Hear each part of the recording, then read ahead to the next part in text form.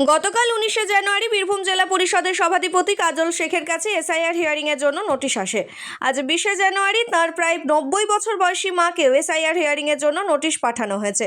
বিষয়টি নিয়ে তীব্র প্রতিক্রিয়া দেন কাজল শেখ। তিনি জানান 2000 সালে তাঁর দাদা সাজু শেখ বিএসএফে কর্মরত অবস্থায় সিপিএমের হারমাদদের হাতে নির্মমভাবে খুন হন। সেই ঘটনার পর থেকেই তাঁর মা কেন্দ্রীয় সরকারের কাছ থেকে পেনশন পাচ্ছেন।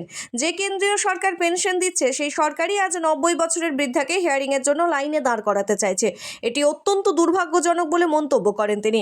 কাজল শেখ এই ঘটনাকে মোহাম্মদ বিন তুগলকের চিন্তাধারার সঙ্গে তুলনা করে ধিক্কার জানান। তবে তিনি বলেন নির্বাচন কমিশনকে তিনি সম্মান করেন এবং নোটিশ অনুযায়ী তার মাকে হিয়ারিংয়ে নিয়ে যাবেন।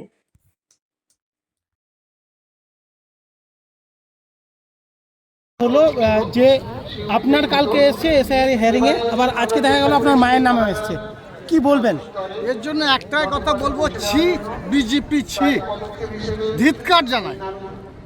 কারণ আমার মায়ের বর্তমান বয়স প্রায় 90 ছুঁইছে। তাছাড়াও আপনাদের জানা আছে 2000 সালে বামফ্রন্টের হাতমাদরা আমার বিএসএফের কর্মরত জওয়ান দাদা সাজুকে নিষ্ঠুর নির্মমভাবে হত্যা করেছিল। তারপর থেকে 2000 সাল থেকে আমার মা পেনশন পায়। অর্থাৎ 2000 সাল থেকে কেন্দ্রীয় সরকার আমার মাকে পেনশন দিচ্ছে, আবার সেই কেন্দ্রীয় সরকার আমার মাকে লাইনে দাঁড় করাচ্ছে। এর থেকে দুঃখজনক, অপমানজনক আর কি হতে পারে? এই জন্য আমরা বলি, কেন্দ্রের যে সরকার বসে আছে, যারা নির্বাচন কমিশনকে পরিচালনা করছে,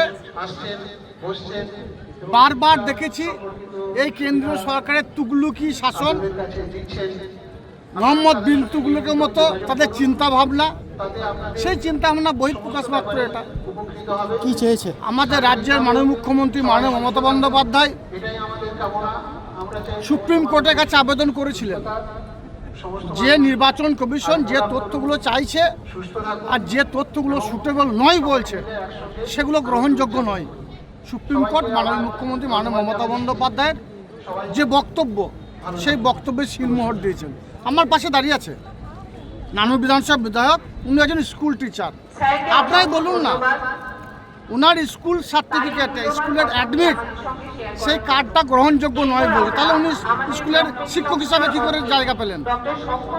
শিক্ষকের মর্যাদা পাবেন করে? অ্যাডমিট থেকেই তো উনি স্কুলের শিক্ষক হয়েছেন।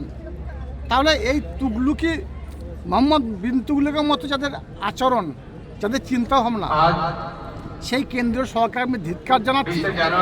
তারা ইডি, সিবিআই বিভিন্নভাবে যখন বাংলাকে পারেনি রুখতে, তারা বাংলার মানুষ মমতা বন্দ্যোপাধ্যায়ের সঙ্গে ছিল, অভিষেক বন্দ্যোপাধ্যায় ছিল, তারা বর্তমানে ভোটাধিকারের অধিকার, গণতান্ত্রিক অধিকারকে কেড়ে নিয়ে তারা মানুষকে 2026-এর ভোটের প্রাককালে বিপদে পরিচয় করতে চাইছে। কিন্তু বাংলা মানুষ মমতা বন্দ্যোপাধ্যায়ের সঙ্গে আছে, অভিষেক বন্দ্যোপাধ্যায়ের সঙ্গে আছে। আমার মায়ের বয়স 90 বছর। আমাদের নির্বাচন কমিশন আমরা শ্রদ্ধা করি, সম্মান করি, কারণ এটা গণতান্ত্রিক দেশ, ভারতবর্ষ সংবিধান দ্বারা পরিচালিত হয়।